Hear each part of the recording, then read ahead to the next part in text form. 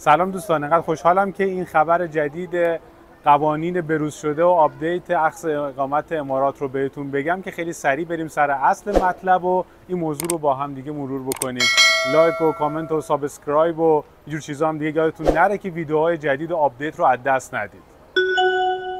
خب توی ویدیوهای اول من که راجع به قوانین مهاجرت به امارات و اخذ اقامت دبی بهتون توضیح داده بودم هستش که شما اگر از طریق سرمایه گذاری میخواید بیاید اقامت امارات رو دریافت کنید با خرید ملک به ارزش 750,000 درهم یا برای گلدن ویزا با 2 میلیون درهم میتونید اقامت امارات رو دریافت کنید. و کسانی که دوست داشتن با ثبت شرکت بیان بیزینس رو راه اندازی بکنن و روی بیزینس و کسب و کارشون اقامتشون رو هم بگیرن، باید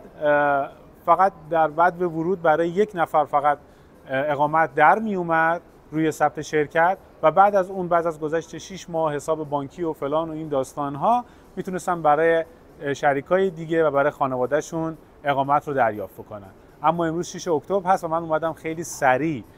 قوانین آپدیت شده رو براتون ویدیو بگیرم و به اشتراک بذارم و این فرصت بسیار عالی هست برای کسایی که میخوان اقامت امارات رو دریافت بکنن و از این قوانین آپدیت شده استفاده بکنن و تا قوانین عوض نشده و تغییر نکرده از این شرایط برای اخذ اقامتشون استفاده کنن. و اونم این هستش که اگر شما بخواید از طریق سرمایه گذاری اقامتتون رو دریافت کنید، تنها فقط با پرداخت 180,000 درهم میتونید سرمایه گذاری کنید، ملکتون رو به صورت آف پلن خریداری بکنید و اقامت 2 سالتون رو بگیرید. قبلا نصف 750,000 درهم رو شما باید پرداخت میکردید و مابقی رو به صورت اقساط. اما الان فقط شما 180,000 درهم رو پرداخت میکنید، یه پروژه آف پلن رو سرمایه گذاری میکنید، اقامت 2 سالتون رو میگیرید و تا زمان تحویل هر 6 ماه به 6 ماه اقساطش رو پرداخت میکنید و پس از تحویل اگر پروژهتون اقساط پس از تحویل هم داشته باشه میتونید اون رو اجاره بدید یا خودتون بشینید و اقساط پس از تحویل رو هم واریز بکنید و خیلی راحت هم شما سرمایه گذاری کردید، هم ملکی رو خریداری کردید و هم اقامتتون رو گرفتید. دیگه چه شرایطی از این بهتر برای اخذ اقامت و سرمایه گذاری؟ هم شما دلاری سرمایه گذاری کردین، هم ملکی رو خریدین، هم سود میبرین توش و هم اقامتتون رو خیلی راحت گرفتین و امارات دیگه به شما کاری نداره بیزینس چیه، کسب و کار چیه، از چه طریق پول در میاری و اینا. تازه از این طریق شما میتونید ورک پرمیتتون رو هم بگیرید و براتون مجوز کار در میاد، چون دیگه شما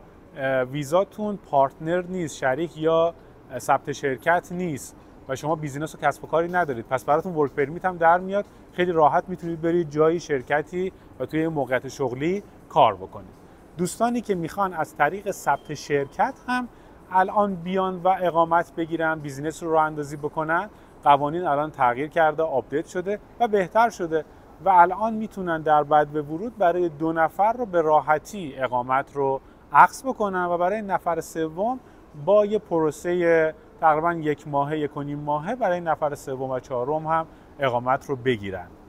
این موضوع رو بهتون بگم که گرفتن ایجاری برای ثبت شرکت اجباری شده. قبلا اینطوری بود که شما ثبت شرکت میکنین و برای سال دوم ایجاری از شما میخواستن، اما الان در بعد ورود از شما ایجاری رو میخوان، اما برای 2 نفر رو به راحتی به شما اقامت میدن. پس فقط یه هزینه بین 3,000 تا 4,000 درهم برای ایجاری به ثبت شرکتتون در بعد ورود اضافه شده، وگرنه میتونید اقامت رو برای 2-3 نفر بگیرید و راحت تمدیدش بکنید و بیزینس و کسب و کارتون رو راه بندازید. و کسانی هم که میخوان از طریق سرمایه گذاری بیان اینجا و اقامت رو بگیرن، اینو در نظر داشته باشن این پروژه های آف پلن که شرایط به صورت اقساطی داره و به شما اقامت 2 ساله امارات رو میده و حتی اقساط پس از تحویل داره، تعدادشون خیلی زیاد نیست و باید خیلی سریع دست به کار بشید، با ما در ارتباط باشید، به من پیام بدید یا کامنت بذارید تا این پروژه ها رو بهتون معرفی بکنیم و با سرمایه گذاری توشون خیلی راحت با هزینه خیلی کم و بی دردسر اقامت خودتون رو در امارات بگیرید و حفظ سرمایه هم کرده باشید، تازه سودم میکنید.